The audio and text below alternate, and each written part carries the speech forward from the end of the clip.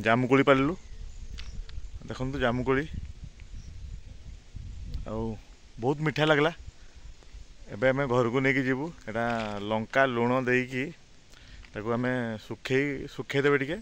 ଶୁଖେଇ ଦେଲେ ବଢ଼ିଆ ଲାଗେ ଆଉ କଷା ଅଂଶଟା କଟିଯାଏ। ଚାଲନ୍ତୁ ଯିବା ଆମେ ଜାମୁକୋଳି ଖାଇବା।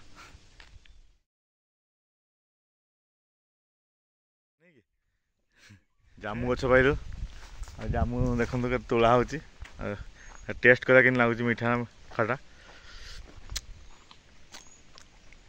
ଟିକେ ମିଠା ଅଛି, କମ୍ ମିଠା ଅଛି।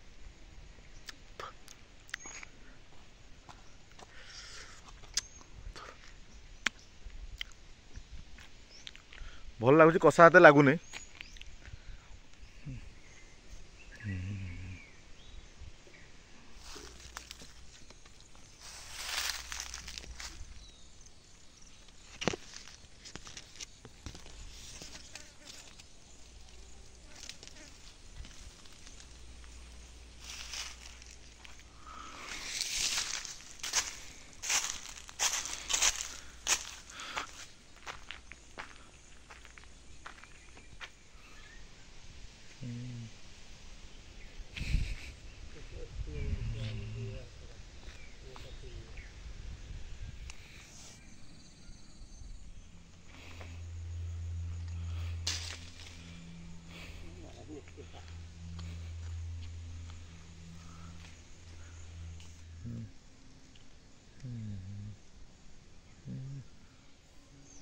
जामकुल